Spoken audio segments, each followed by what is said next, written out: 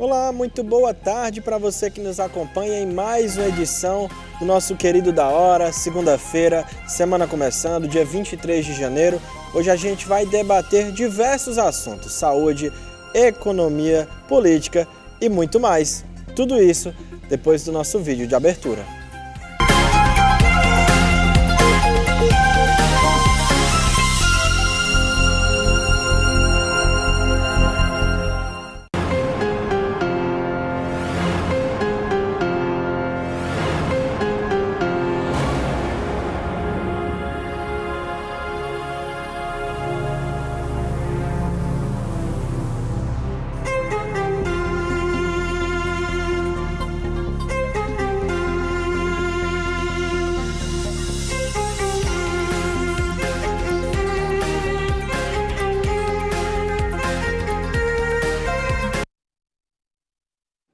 É isso, gente. Sejam muito bem-vindos novamente. Semana começando, Da Hora de segunda-feira também começando.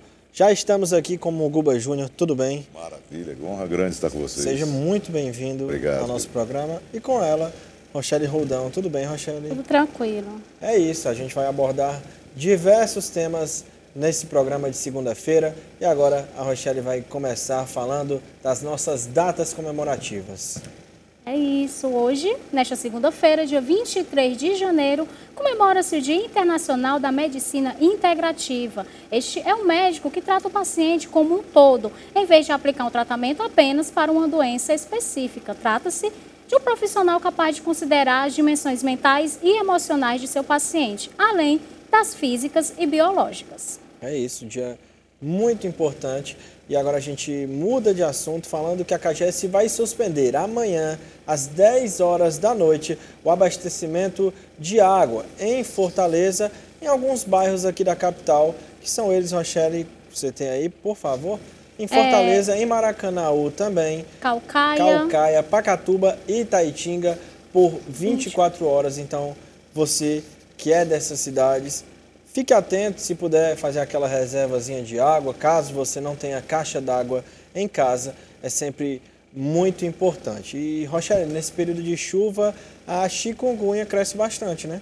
A gente tem comentado bastante sobre isso, né, Gabriel? Porque Fortaleza é a cidade brasileira que mais registrou casos de chikungunya em 2022. Segundo os dados do boletim epidemiológico, é elaborado pela Secretaria de Vigilância em Saúde e Ambiente e divulgado na última semana. Dos mais de 50 mil registros prováveis da doença no Ceará, mais de 20 mil foram registrados apenas na capital. Além de Fortaleza, 3 outras cidades cearenses aparecem no ranking de maior número de casos de chikungunya no Brasil do ano passado.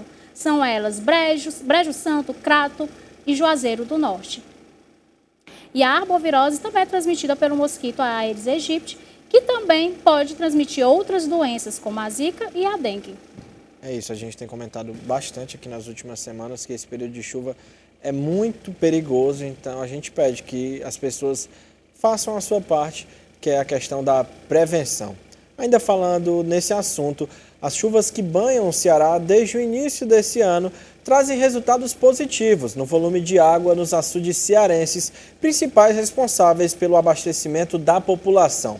Atualmente, há 3 açudes sangrando aqui no estado, de acordo com o portal hidrológico da Companhia de Gestão dos Recursos Hídricos. O primeiro foi o Germinal, em Pacuti, no dia 9 de janeiro.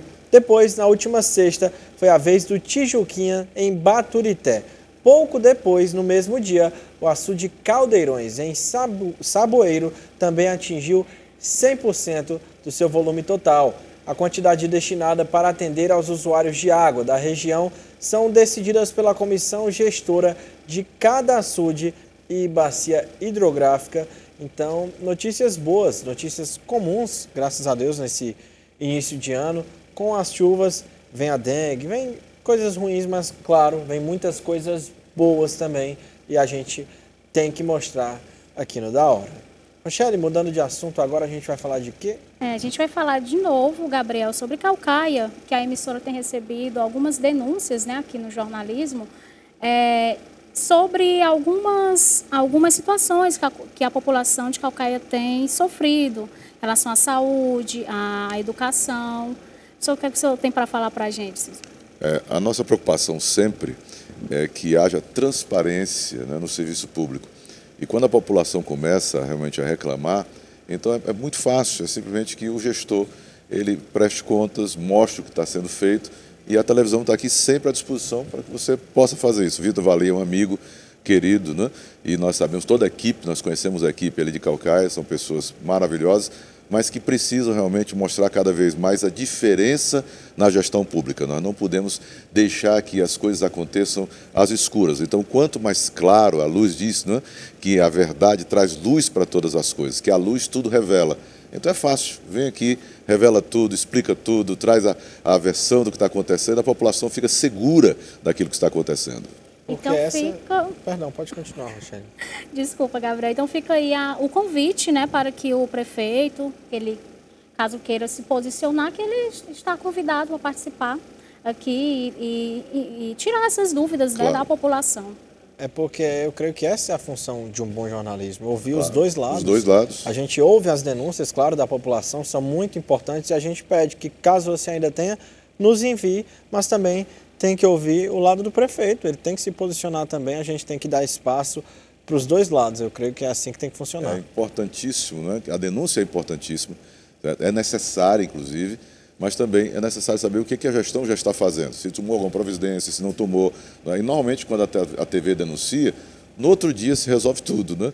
Então, é uma função maravilhosa de podermos estar contribuindo com a população. Teve até um caso aqui na semana passada de um poste caído lá perto da minha casa, ali no bairro Montese, que os nossos telespectadores enviaram, já estava caído há 3 dias. Meu Deus. E aí a Enel ficava jogando para a operadora e a operadora ficava jogando para a Enel, prestes a cair numa casa. Isso. E aí no outro dia que a gente noticiou aqui, o poste foi removido. É importantíssimo. Então a gente pede que vocês continuem enviando as suas denúncias e, claro, deixa aqui novamente o espaço aberto para o prefeito de Caucaia, Vitor Valim. Olha, e o Ministério da Saúde declarou emergência em saúde pública no território Yanomami. Confira. O Ministério da Saúde declara emergência em saúde pública no território Yanomami, a maior reserva indígena do Brasil, em Roraima, após detectar e resgatar pessoas que estavam vivendo em casos severos de desnutrição e malária. A portaria foi publicada em edição extra do Diário Oficial da União de sexta-feira, 20 de janeiro.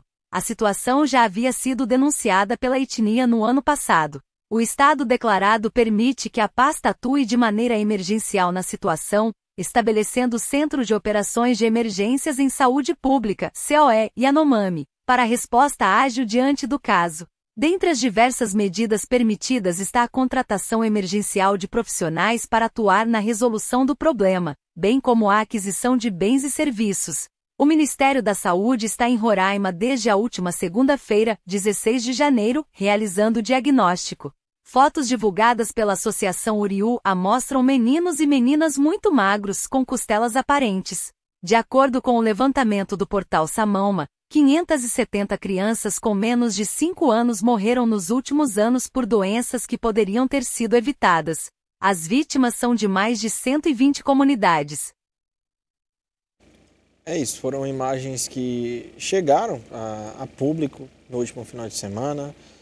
Imagens realmente chocantes, né, gente? Inclusive, a gente tinha colocado também no Da Hora ano passado sobre essa denúncia. O senhor quer falar algo? Há um ano já fizeram denúncia? Não, foi dia 2 de dezembro que a gente colocou no ar já essas denúncias mesmo dos indígenas nesse estado de desnutrição, né? O que nós precisamos perceber é o seguinte, examine comigo, nada justifica o ser humano nesse estágio, nada. Nós precisamos ter o coração realmente aberto para saber que a desnutrição é terrível, né? Mas eu quero que você veja alguns dados como são colocados. Então, 5 crianças falecem nos últimos anos. Quantos anos? Quantas crianças falecem aqui no IJF? Então, a comparação fica totalmente desproporcional quando você não tem dados claros. Segunda coisa, examine comigo. Toda agora ação emergencial, sem licitação, tudo aberto para corrupção. Então, o gestor ele gosta muito dessa questão emergencial porque não tem nenhum controle, então ele pode fazer o que quiser nessa hora. Então, é sempre boa uma tragédia para o serviço público para que ele possa, então, lucrar em cima disso. Terceira coisa. A maioria do espaço geográfico da reserva Yanomami, ela está na Venezuela e não no Brasil. Então, o que nós temos na realidade são os nossos irmãos venezuelanos em toda a fronteira, migrando para o Brasil, fugindo do comunismo, fugindo da desgraça que é o abandono dessas pessoas, e aí vindo para o nosso território buscar alimento, buscar uma oportunidade de vida.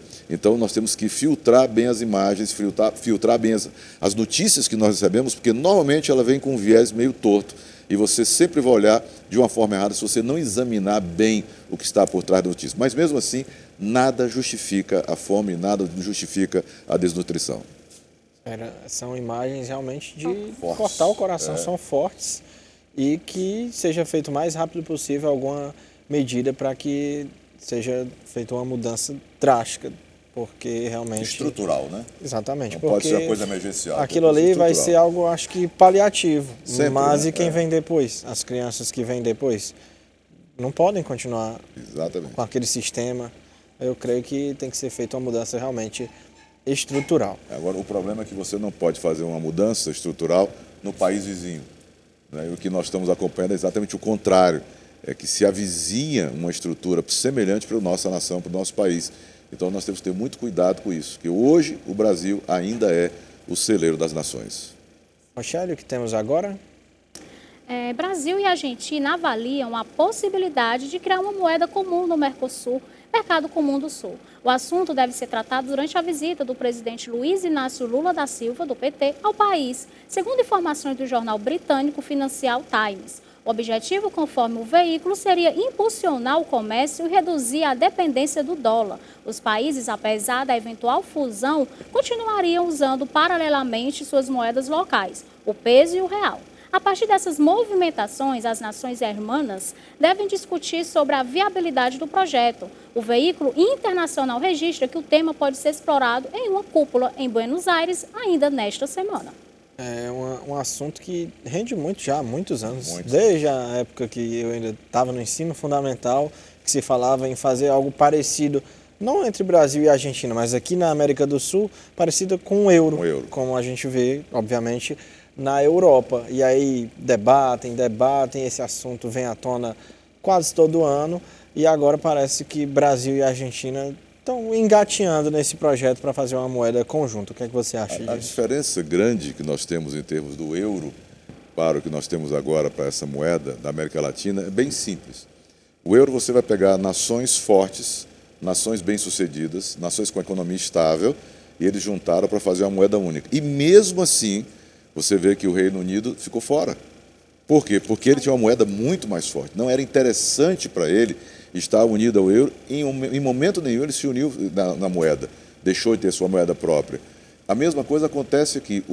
Para o Brasil não é interessante, por hipótese alguma, participar de uma aliança dessa, porque nós temos uma moeda forte hoje. E os nossos países irmãos aqui ao lado estão quebrados, totalmente quebrados. Então você vai pegar a nossa riqueza, aquilo que nós produzimos no Brasil, e nós vamos dividir com todos para que todos sejamos pobres, para que todos estejamos na miséria. Então é um péssimo negócio para a nossa nação entrar numa aliança dessa agora. Nós temos que fortalecer a nossa economia cada vez mais, abrir mais para a iniciativa privada, deixar que os empresários pudessem produzir livremente, que o Estado não atrapalhasse o empresário. O empresário brasileiro, ele não quer outra coisa, ele só quer uma coisa: não me atrapalhe. Deixe que eu produzo, eu gero emprego, eu gero renda, eu faço tudo. Então, quanto mais você traz a burocratização, quanto você mais traz o Estado para dentro da economia, mais você complica, mais você atrasa, mais você traz desemprego. E nós estamos vendo que já está acontecendo no Brasil, milhares de pessoas perdendo emprego, e isso vai aumentar muito agora nos próximos dias por conta dessa política desastrada, né? Política de estatização e de interferência do governo na economia. Então, na minha opinião, né, o Brasil devia estar longe de uma questão dessa e ficar muito forte, aí sim, forte poder ajudar as nações vizinhas. É algo que pode funcionar, mas creio que num futuro, né? E quando nós conseguimos que os países vizinhos possam estar pelo menos no nível do Brasil. Certo? Que nós deixamos o pessoal lá embaixo, você aqui em cima, você quebra você. Não tem como. Você é uma pessoa que ficou bem sucedida na sua família. Começou a ganhar bem, um bom emprego e tal. E você tem várias pessoas que estão à margem da sociedade. Você não consegue ajudar toda a sua família ao mesmo tempo. Porque você vai quebrar. Mas o que é que você faz? Você abre uma oportunidade para um, abre uma porta de emprego para outro, você paga um curso, né, para outra pessoa. E você vai fazendo ações práticas para ajudar a sua família, mas você não pode sustentar a sua família sozinho. É o que eles estão querendo. Né? Já fazendo gasoduto na Argentina, né? Então o nosso dinheiro começando a sair para voltar para Cuba através dos Mais Médicos, mais uma vez, mais uma edição dos Mais Médicos. Então, é como tirar dinheiro do Brasil para outros lugares. Nós temos que fortalecer a nossa pátria. Se falar desses Mais Médicos, Mugumba, que o dinheiro, o salário não vai nem todo para o médico, né? Vai uma parte para Cuba e eles ficam com uma pequena porcentagem. Né? Exatamente, muito pequena, não é? Muito pequena.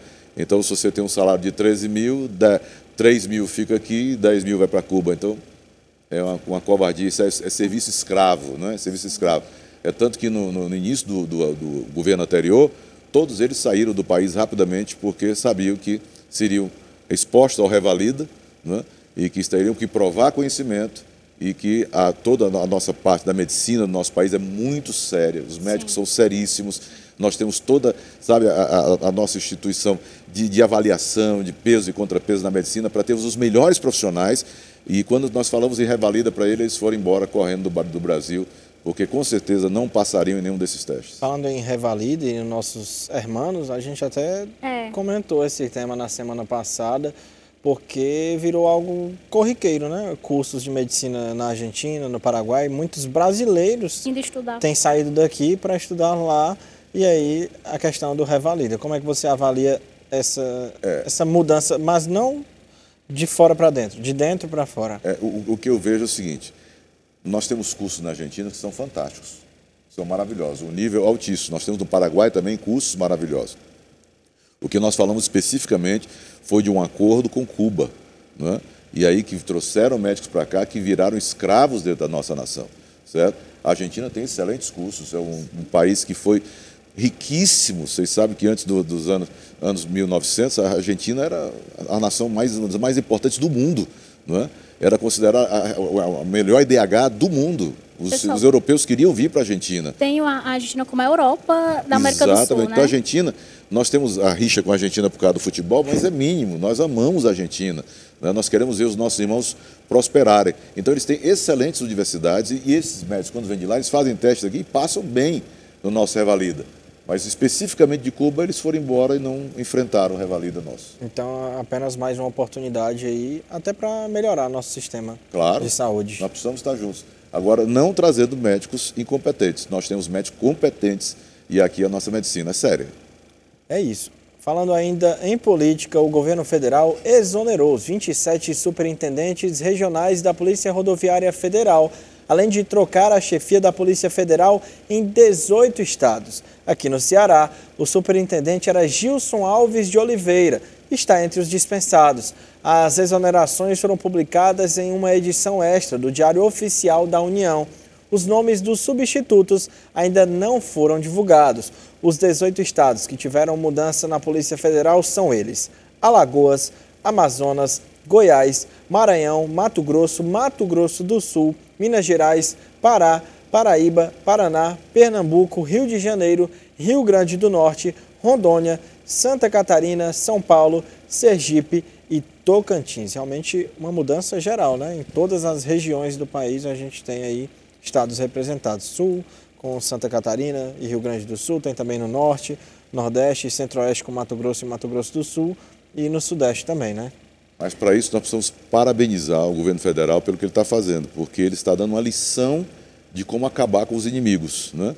Então é muito rápido o que eles estão fazendo. O que o professor Olavo de Carvalho, ele falou no início da gestão do presidente Bolsonaro, que o Bolsonaro não matou os inimigos. Então, por exemplo, aqui no estado do Ceará, nós continuamos todo com o PT nos principais órgãos, né? Então ele não matou. Já agora o Lula está seguindo a cartilha ao pé da letra, matando todos os inimigos, acabando com todos eles, tirando a força de todos eles.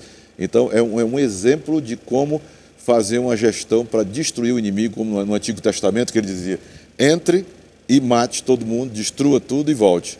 Não é? E às vezes que no Antigo Testamento eles deixavam alguma coisa, ou traziam alguma coisa de volta, sempre dava errado, né? Então nós temos hoje um exemplo claro de como matar o inimigo. Eles estão matando completamente em todos os estados, em todos os níveis, né? Nos escalões, né? Primeiro, segundo, terceiro escalão, matando todo mundo para que eles possam implantar o que eles querem. Era o que a direita devia ter feito quando assumiu o poder há 4 anos atrás. Rochelle, o que é que a gente tem agora, por favor? O O crime de usar ou manter aparelhos de comunicação enquanto cumpre pena em regime fechado sujeitará o preso a uma nova pena de detenção. Confira. A Câmara dos Deputados aprovou um projeto oriundo do Senado que torna mais rígidas as punições contra criminosos que usarem celulares dentro dos presídios. A PL 7.223 de 2006, o crime de usar ou manter aparelhos de comunicação enquanto cumpre pena em regime fechado, sujeitará o preso a uma nova pena de detenção de 2 a 4 anos. Já o regime de levar aparelhos para os presos ou facilitar o acesso tem aumento de pena, passando da detenção de 1 a 6 meses para a reclusão de 4 a 6 anos. O projeto ainda aumenta a pena do crime de prevaricação ou favorecimento por parte de diretor de presídio ou dos agentes penitenciários, incluindo os casos de posse de componentes e acessórios. Nestes casos, a detenção de 6 meses a 1 ano passará para 2 a 4 anos. A proposta também altera a Lei Geral de Telecomunicações para obrigar as operadoras a permitirem o acesso irrestrito às informações e tecnologias sob seu controle para que as autoridades gestoras do sistema prisional possam impedir a radiocomunicação em estabelecimento penitenciário. O projeto de lei também inclui no rol de crimes hediondos a criação de milícias. Nestes casos, a pena, que é de 4 a 8 anos de prisão, seria aumentada para 6 a 12 anos. Nos crimes hediondos não cabe fiança, indulto ou anistia. Além disso, o acusado precisa cumprir o início da pena em regime fechado.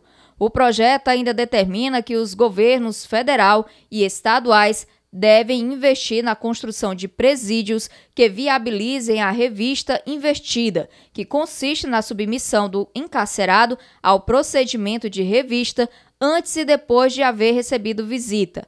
Como a proposta passou por alterações na Câmara, ela retorna para nova avaliação no Senado. A Câmara dos Deputados aprovou um projeto oriundo... Depois do intervalo, a gente vai comentar esse e outros assuntos. Até já!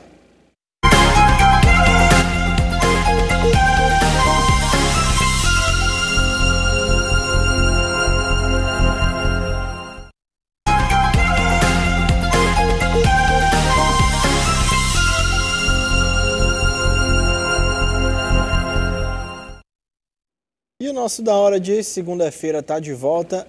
Um pouco antes do nosso intervalo, a gente tinha passado uma reportagem aí de um projeto, né, Rochelle, do Senado, para dificultar a questão da comunicação, do uso de celulares dentro dos presídios. Munguba, o que é que você acha desse tema? Essa é uma tentativa antiga, né, muito antiga, e que é como se fosse enxugar gelo, né, na realidade, porque nós estamos tentando isso há quanto tempo, né? E colocamos normas e o diretor do presídio cai, né, porque a força do tráfico é muito grande e nós sabemos da influência que ela tem sobre a nossa política. Então eu espero que realmente dessa vez aconteça algo que seja exemplar para a nossa nação. Né? Não é impossível você admitir que a pessoa presa continue a dirigir o tráfico de dentro do presídio. Né? Então é uma coisa que nós precisamos realmente pedir, que Deus nos abençoe no Brasil para coibir isso. E a gente estava falando dessa questão de telecomunicação, lembrei de uma notícia que eu vi esse final de semana, se eu não me engano teve concurso para policial militar, não sei se foi só aqui no estado ou em outros estados do país. E novamente pessoas sendo presas, tentando fraudar com ponto, já está começando celular. Assim, hein, Gabriel? No dia da prova já está fazendo isso, o que é que não vai fazer lá então, dentro, querendo hein? ou não, era quem era para dar exemplo, que é o policial. Gente. Ele vai passar e vai falar, por favor, me dê uma propina, né? Porque... Que é o que tem de... a gente já está assim, né? corrompido na entrada, no início do processo, que começa errado, vai terminar errado, né? É, complicado. E, Rochelle, o que é que a gente tem agora, por favor? A notícia de um bebê que nasceu com peso de mais de 7 quilos no Hospital Padre Colombo, no município de Paritins, no interior do Amazonas, na última quarta-feira, dia 18. De acordo com os registros da Unidade de Saúde, Anderson Santos é o maior bebê nascido no município, para a surpresa da equipe e familiares da criança. Por meio de nota, o hospital informou que a mãe do bebê, Cleidiane dos Santos, de 27 anos, deu entrada na unidade de saúde na terça-feira, dia 17, às 15h49, para consulta obstétrica com o intuito de acompanhar a gestação. É isso, realmente eu tinha visto essa notícia, bem curioso, o bebê realmente muito grande, mas o mais importante, né, que ele e a mãe estão saudáveis, bem, né? Estão bem, porque realmente creio que não deve ter sido um parto muito fácil. Muito fácil, né? No meu caso foi exatamente o contrário, né? Nosso primeiro filho nasceu com 6 meses apenas, minha esposa teve uma crise de vesícula muito forte, né? Teve que fazer a cirurgia, 2 dias depois a cesárea, e nasceu com 800 gramas, pequenininho, teve 3 paradas cardíacas, né? Não respirou, e hoje é pastor de jovens da nossa igreja. É um milagre grande. Então, sempre o nascimento é um milagre de Deus na vida, é o dom da vida, é a bênção da vida. Então, nós temos que celebrar, né? Com certeza, celebrar os extremos, todos os nascimentos, eu creio que são muito bonitos. E mudando de assunto, 77,9% das famílias brasileiras declararam ter dívidas no ano passado. Vamos conferir na reportagem. Um levantamento feito pela Confederação Nacional do Comércio de Bens, Serviços e Turismo mostrou que 77,9% das famílias brasileiras declararam ter dívidas em 2022. Isso representa um aumento de 7% comparado ao ano de 2021. Os principais responsáveis pelas dívidas são os cartões de créditos, carnês e o financiamento de carros. Outro ponto de preocupação é o nível de inadimplência, que bateu recorde e chegou a 28,9%. Então, a cada 10 famílias, 3 atrasaram algum tipo de pagamento em 2022, um aumento de 3,7% comparado a 2021. Segundo a CNC, as 3 causas do aumento do endividamento do país estão diretamente ligados à pandemia, retomada do consumo reprimido e as inovações aos métodos de pagamento. Realmente a inadimplência tem crescido aqui no nosso país. Infelizmente é algo corriqueiro. Muitas famílias têm passado por isso. Vou colocar para você só um pouquinho, né? Eu sou pastor, né? E eu fiz mestrado, doutorado em psicologia, né? Além de teologia, além de ciência da religião, e também eu tenho mestrado em administração, né? E o que é difícil você avaliar numa notícia como essa é a questão de você ver somente o corte agora, né? Então, a reportagem foi muito feliz porque ela falou período pós-pandemia. Então, não dá para você avaliar porque as famílias estão se readequando. O orçamento voltando agora, né? Então a pessoa está começando a organizar normalmente a sua planilha, organizar os seus custos, né? Colocar tudo dentro daquilo que antes da pandemia estava tudo organizado, né? Então, para uma matéria como essa, você tem que avaliar o quê? Antes da pandemia, qual era o índice que você tinha, né? E qual é o índice agora? Está crescendo ou não? Então, nós precisamos ver o seguinte, agora, de cada 10, 3, né, está com problema.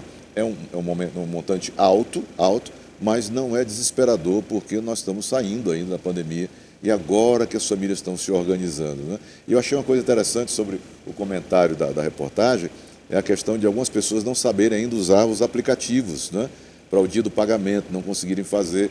E essa é uma coisa, né, que a tiazinha lá do Zap, ela ainda não tem aquela habilidade, e a gente pensa que é fácil para todo mundo, mas não é fácil, né, você ter essa educação, né, essa educação agora para os programas. Muitos ainda... Ô, Gabriel, desculpa. Pode prosseguir. Que muitos ainda vão para a lotérica pegar fila porque não sabem ainda pagar pelo aplicativo, né? Ainda tem demais. Você vê lotéricas com filas enormes. Então, acho que nós estamos passando um momento de transição, né, tecnológica. Então, nós vamos... Agora, se nós fizermos um programa como esse, é importantíssimo. Por quê? Porque aqui nós estamos também educando, né? Então, se nós trouxermos a educação financeira para as pessoas, como elas... Por exemplo, no caso da igreja, algumas pessoas não contribuem, não é porque elas não querem contribuir, mas porque elas se desorganizaram financeiramente.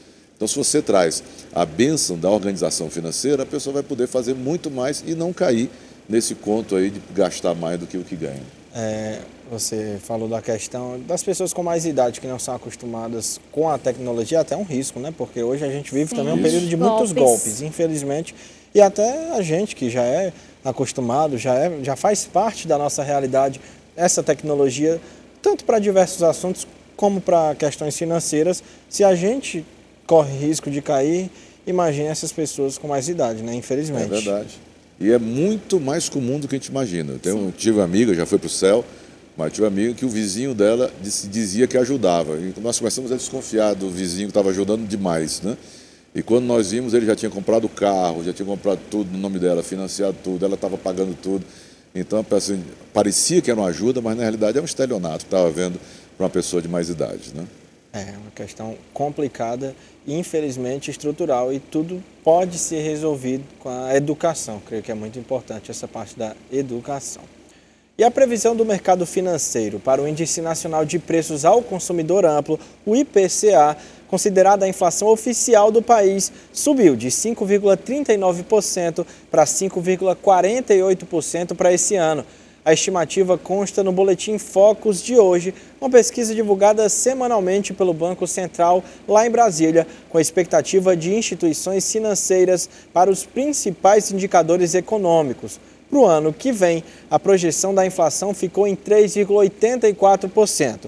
Para 2025 e 2026, as previsões são de inflação em 3,5% e 3,47%, respectivamente.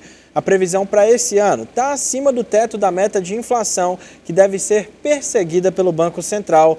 Definida pelo Conselho Monetário Nacional, a meta é de 3,25% para esse ano, com um intervalo de tolerância de 1,5 ponto percentual para mais ou para menos. É um boletim Focus muito importante para as instituições financeiras. É um boletim que é divulgado toda segunda-feira pelo Banco Central e que, querendo ou não, rege a nossa economia. O que me deixa tranquilo é só porque nos últimos 4 anos eles erraram todos. Todas as estimativas, todas as projeções foram erradas, né? Sempre a inflação era mais alta e nós conseguimos mais baixo, né? O país como nação. Então, quando nós vemos isso, nós torcemos, né, que eles estejam certos e que dessa vez nós possamos ter realmente índices menores, né? Mas não é o que está na agulha para o futuro, não. O que nós estamos vendo é o contrário, né? Esses índices sendo quebrados, a inflação subindo, né? E eu, mais uma vez, espero sinceramente que o Paulo Guedes estivesse errado, né, na sua previsão, que ele esteja errado na sua previsão, quando ele disse 6 meses Argentina e 1 ano Venezuela, o Brasil. Então, nós esperamos que ele esteja errado nisso e que nós possamos recuperar a nossa nação. E outro índice que eles não divulgaram nessa segunda-feira é a taxa Selic, né, que é a taxa básica de juros, e que muitas vezes em momentos de inflação alta é usada justamente para controlar, para que as pessoas deixem de consumir e aí que essa inflação diminua um pouco, mas por enquanto eles não fizeram a divulgação da taxa Selic. A gente aguarda que nas próximas segunda-feiras ela seja divulgada. Rochelle, agora a gente muda de assunto e vai falar do caso Daniel Alves, não é isso? É isso, porque na última sexta-feira, na Espanha, ele foi acusado de ter agredido sexualmente uma mulher em uma casa noturna em Barcelona na noite de 30 de dezembro do ano passado. A juíza responsável pelo caso decidiu que o brasileiro deve ficar em prisão preventiva, sem possibilidade de fiança. O ex-jogador do Barcelona foi detido pela polícia catalã depois de ter regressado ao país vindo do México, onde ele reside. O lateral direito ainda teve o seu contrato reincidido na sexta-feira pelo Pumas, time mexicano em que ele jogava desde julho do ano passado. Daniel inicialmente negou qualquer tipo de crime. Agora, segundo a imprensa espanhola, durante o depoimento o jogador mudou a sua versão do caso e disse que a relação foi consensual. Os empresários do jogador embarcaram na noite do dia 20 para Barcelona e, juntamente com a equipe jurídica do atleta, tentarão, abre aspas, resolver a situação, fecha aspas. Tá virando quase uma novela esse caso. Primeiro, toda a nossa solidariedade à possível vítima. Ele viajou, de acordo com o depoimento, para a Espanha por conta do falecimento da sogra. E aí foi prestar depoimento por conta própria. Chegando lá, a juíza viu que era, primeiro, o que muitos advogados que eu estava pesquisando nesse final de semana, o que muitas pessoas da área do direito falaram, é que na Europa, para ter acontecido o que aconteceu com Daniel Alves, ele ter ido prestar um depoimento e ter sido decretada a sua prisão preventiva, é porque a juíza tem um embasamento. Então, a gente fica aguardando as cenas dos próximos capítulos. Ele já foi transferido, já foi para outro presídio que tem celas individuais, tem chuveiros individuais. Creio que até para preservar a integridade. Sim. E o que é que você acha desse caso? Nós temos que pensar sempre dos dois lados da questão, né? E avaliar, porque nós temos alguns casos desses que há uma relação consensual e a pessoa depois, para explorar a imagem, faz então a denúncia, né? Isso pode acontecer, como também pode ter acontecido exatamente como está sendo narrado no caso, que ele forçou essa mulher, que a gente não admite por hipótese alguma, né? Jamais, isso é terrível. Mas precisamos avaliar sobre isso, né? E a segunda coisa é avaliar a estrutura dos nossos jogadores, né? Eles enriquecem rápido demais, sem uma estrutura familiar, sem um cuidado psicológico, sem uma estrutura espiritual de acompanhamento, né? E aí se perde, se fica deslumbrado com aquela nova vida, com o glamour, e terminam jogando fora tudo que construíram numa atitude impensada, numa coisa sem preparo, né? Porque é uma coisa que não se admite por hipótese nenhuma, o abuso de uma mulher ou de um homem, abuso de qualquer pessoa, em qualquer nível, em qualquer área. Você tem que ser livre, né? A palavra de Deus nos diz que nós somos libertos por Jesus. Diz, conhecereis a verdade e a verdade vos libertará. Então as pessoas, elas nasceram para a liberdade e não para serem oprimidas em qualquer área. E aqui no Brasil a gente já tem o caso do Robinho, né? Que é condenado, não pode viajar, por exemplo, para a Itália, porque senão ele tem que cumprir os 9 anos de prisão. Já aconteceu casos parecidos com outros jogadores, não foi, Gabriel? Isso, jogadores de outros esportes também. Neymar. Eu acho que é algo muito Nós temos comum. o próprio fenômeno, né, que passou por... O Neymar também, algo o parecido. Neymar também. Então, isso é toda aquela estrutura que não foi preparada na vida desses jogadores, né? Então, uma mercadoria, entre aspas, tão cara como são esses jogadores, tinha que ter um preparo melhor para eles. Guba, desculpa lhe cortar, mas agora a gente tem que ir para um rápido intervalo e já a gente está de volta.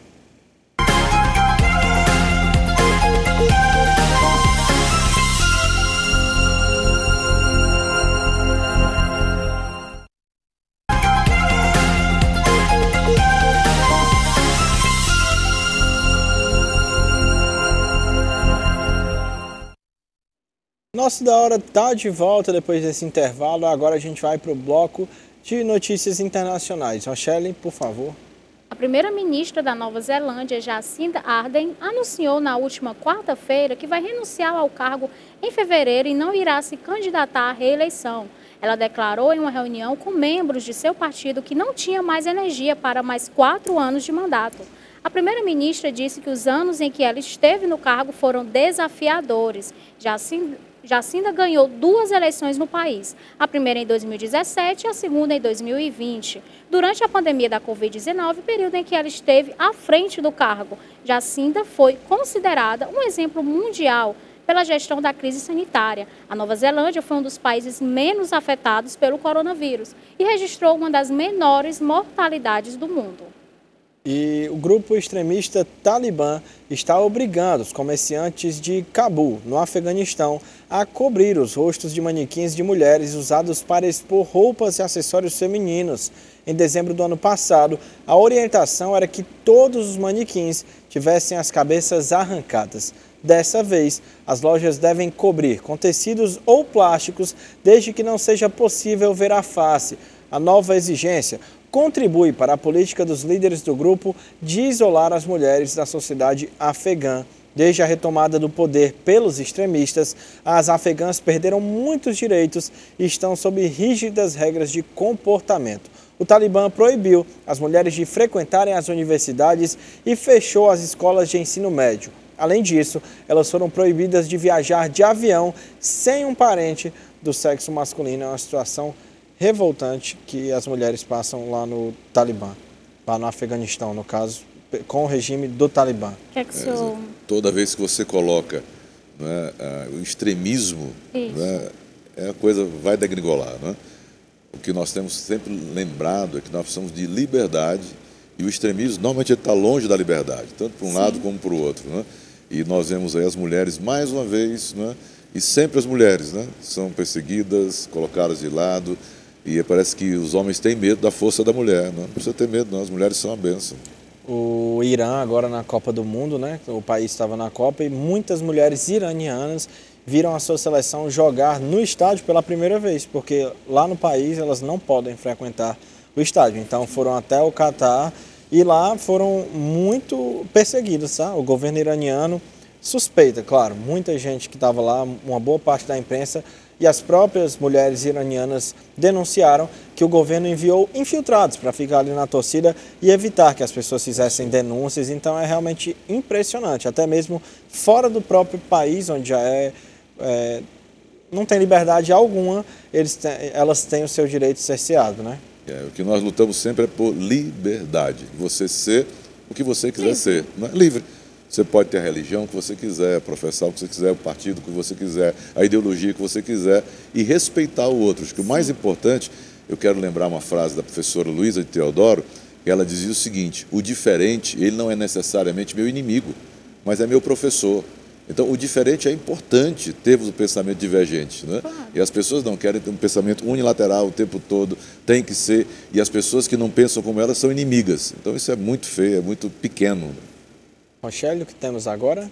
E uma ultramaratonista brasileira escalou a montanha mais alta da Antártica sob temperaturas congelantes e estabeleceu um novo tempo recorde.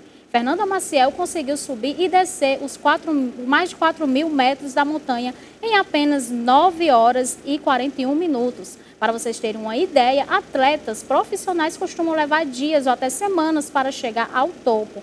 Essa, no entanto, não foi a primeira conquista da mineira. Em 2016, ela já havia sido a primeira mulher a atingir o cume da montanha mais alta da América do Sul, com mais de 6.000 metros, em apenas 14 horas. Fernanda começou a disputar competições extremas em 2008. Para se preparar para esse desafio de altitude de quase 5.000 metros e temperatura com média de 40 graus negativos, ela se mudou para Chamonix, na França, em 2019. Eu acho que nada mais simbólico do que ela, uma mulher, mostrando como é que se faz depois de uma notícia que a gente acabou de veicular. Você alijou a mulher, colocou para fora e agora deu destaque a força de uma mulher. Né? Eu digo que no casamento nós temos, é formado por duas pessoas, né? Aquela que tem sempre razão e o marido. Né? Então, a mulher é forte. Verdade. Agora, mudando de assunto, milhares de pessoas saíram às ruas na capital do Peru, Lima, na última sexta-feira, para pedir a renúncia da atual presidente do país, Dina Boluarte. As manifestações contra o governo provocaram novos confrontos com as forças de segurança e danos na infraestrutura do centro histórico da capital. O país vive intensos protestos desde que o ex-presidente Pedro Castillo foi deposto e preso no mês passado após ter tentado dissolver o Congresso. A vice-presidente Dina Boluarte, então, assumiu o cargo. Os manifestantes reivindicam mudanças políticas e querem que haja responsabilização pelas mortes ocorridas durante os atos. Desde dezembro, os confrontos deixaram mais de 50 mortos. O senhor tem alguma coisa para falar? Eu gostaria, essa eu vou passar, viu? Essa não quer ter sido. Essa eu não quero comentar não agora. Não? Vamos aguardar o momento certo para fazer o comentário. Certo. Rochelle? Então, um homem de 47 anos foi resgatado após passar 24 dias à deriva no mar do Caribe, se alimentando somente de ketchup e de cubos de caldo. Elvis François, morador da ilha de Dominica, foi encontrado pela Marinha colombiana a 224 quilômetros da costa de Puerto Bolívar. No dia 16 de janeiro, após militares verem um pedido de ajuda do lado de fora do barco dele. Elvis tinha sido levado por uma correnteza enquanto fazia reparos no próprio barco pouco antes do Natal e conseguiu mandar uma mensagem para amigos pouco antes de perder o sinal do celular. Como não tinha habilidade suficiente para manobrar o barco, ele foi levado para dentro do mar e aguardou por ajuda enquanto estava à deriva. Desde então, 24 dias de buscas foram realizadas até o homem ser encontrado. Realmente um milagre, né? Porque... Milagre mesmo. Se alimentar de ketchup e daqueles cubinhos que a gente não vai falar a marca, mas todo mundo em casa sabe. Aquilo ali é sódio puro, muito prejudicial à saúde, puro, gente. E não alimenta, né? Então, realmente... Foi um milagre. Foi intervenção divina. E é por isso que nós temos tão poucos iates na nossa costa aqui em Fortaleza, né? Porque nós temos aqui na frente mar aberto. Então, qualquer problema que você tem aqui, você vai ficar à deriva e vai... Realmente é um risco muito grande, né? Nós temos o João Pessoa, que tem momentos que você pode parar a lancha e tal, mas aqui não, nós temos mar aberto e realmente é um risco grande, tem que ter muito cuidado. E você sabe qual é o país mais endividado do mundo? No fim do ano passado, um país alcançou a marca de quase 10 bilhões de dólares em dívidas públicas e se tornou a nação mais endividada do planeta. A gente está falando do Japão, considerado a terceira maior economia mundial. O motivo dessa enorme dívida japonesa é o fato de que o país vem ampliando os gastos internos há décadas para manter sua economia em funcionamento. Especialistas indicam que o motivo que levou o Japão a manter a sua dívida sustentável ao longo do tempo, sem cair em moratória, é que o país conseguiu manter a rentabilidade dos títulos do governo em taxas muito baixas, pagando pouco aos investidores, com um alto nível de confiança do mercado. E agora, Rochelle, a gente tem as notícias da Euronews, é isso? Vamos lá conferir as notícias do mundo.